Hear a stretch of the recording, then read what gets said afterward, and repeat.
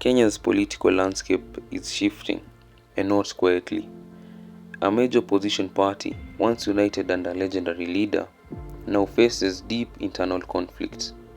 And at the center of this tension stands a veteran lawmaker and communicator, Honorable Edwin Sifuna, and a movement that calls itself Linda Mwananchi, a campaign that claims to speak for ordinary citizens but has also exposed deep divisions within one of Kenya's most influential political formations.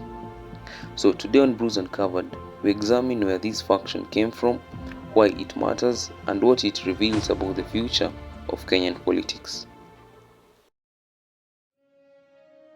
For decades, the Orange Democratic Movement, ODM, stood as a unified voice of opposition in Kenya.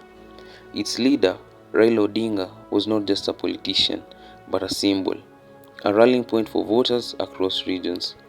But after his passing in late 2025, that unity began to unravel. Without a central figure capable of commanding a wide allegiance, disagreements that had simmered for years began to surface, not quietly, but in full view of the nation.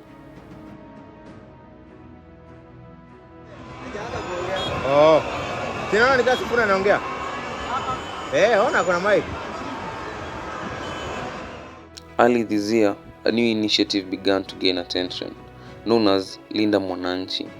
Loosely translated as Protect the Citizen, it was framed as a grassroots movement aimed to speaking directly to Kenyans about the rising cost of living, unemployment, and socio-economic hardship.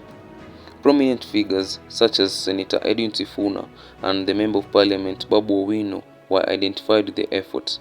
What began as public roadshows quickly grew into a challenge, not only to government policies, but also to the established leadership structures inside the party itself. Tensions escalated in February 2026 when ODM's National Executive Committee voted to remove Sifuna from his role as Secretary General, citing claims of internal indiscipline and decision-making outside party protocol. That ODM is governed by its constitution, the rule of law, and collective decision-making through its duly constituted organs. Having deliberated on matters relating to the conduct of the Secretary General, Senator Edwin Sifuna, the NEC resolved to remove him from office with immediate effect in accordance with the party constitution and applicable laws. Effectively, the Deputy Secretary General, Honorable me, yours truly, Catherine Omanyo. Hapa Kitengela tarehe 15 mwezi wa pili mwaka 2026 nikiwa bado katibu mkuu wa chama cha ODM. At the core of the division are competing visions for the future. One faction, associated with Sifuna and the Linda Mwananchi initiative, rejects alignment to the ruling United Democratic Alliance and calls for an unapologetically confrontational opposition, whereas the other faction, tied to established party leadership, appears more open to strategic negotiation, alliances, and broader political accommodations. Analysts describe these as a kind of civil war within ODM, not just a personality clash, but a disagreement over strategy, identity, and the role of opposition in a shifting political terrain. The Linda Mwananchi gatherings have not always remained peaceful. At a rally in Kitengela, law enforcement used tear gas to disperse crowds, highlighting the difficulty of mobilizing outside formal party channels and the sensitivities around public assembly. For some Kenyans, these confrontations are evidence of a political environment where even peaceful mobilizations risks escalations. For others, they underscore the challenges the opposition faces in organizing without appearing disruptive. For Sifuna, in his official X account, he said this, and I quote, "Thank you, Kitengela. In spite of all the harassment, intimidation, and violence from this morning, you showed up. They first destroyed our days and sound equipment in the morning.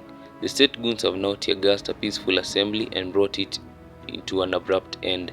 We shall not relent." End of quote. So what does this mean for Kenya? First, it means that opposition unity was often held by personalities more than institutions. Second, it means that younger voices within parties are increasingly impatient with old strategies, and they want direct engagement with ordinary citizens.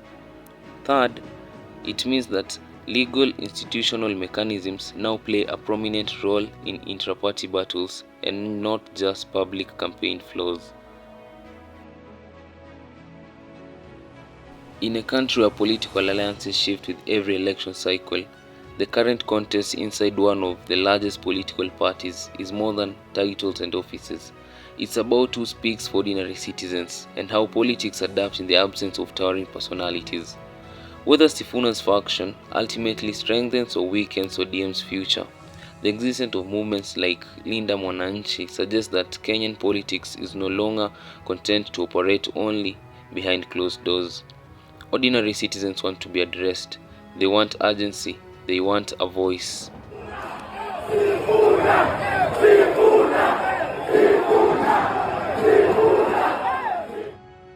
This has been Bruce Uncovered, and until next time, stay curious.